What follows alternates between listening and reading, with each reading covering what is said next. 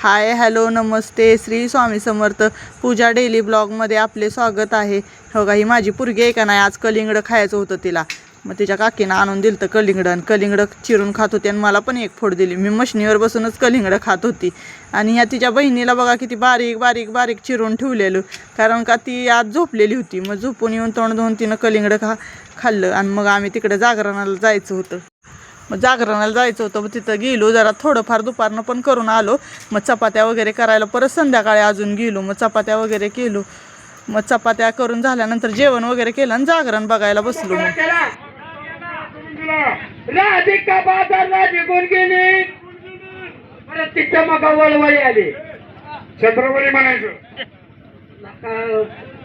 मी गेला तरी तमाशाला ही वळवळ करते। चंद्रावळीच्या कृष्णाला कशी विरवतीया आणि कृष्णाला कशा हलवतीया, हलवत्या आणि विनवती एक शब्द आहे। तर ती दूध पितीया, चंद्रावळी दूध पिल्यानंतर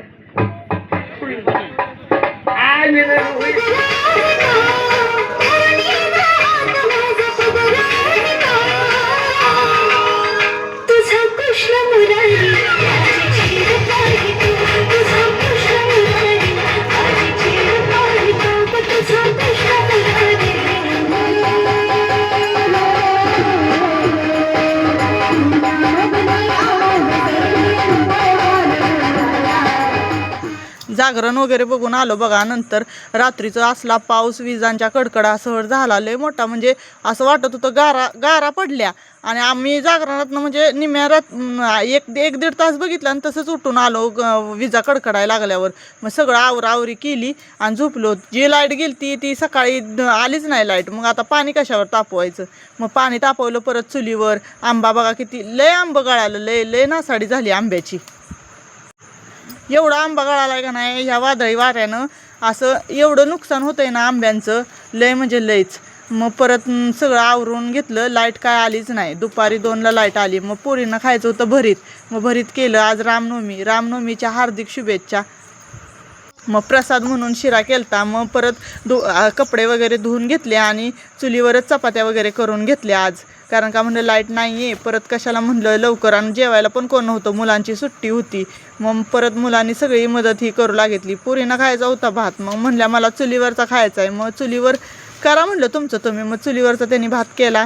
परत तुम्हाला सांगते, ही पोराच्या पायात काटा घुसलेला, मग ती काटा काढत होता बघा। ही माझा पुतण्या आहे, ही पण आलता आणि त्याला मदत करत होता, सोया ही देत होता।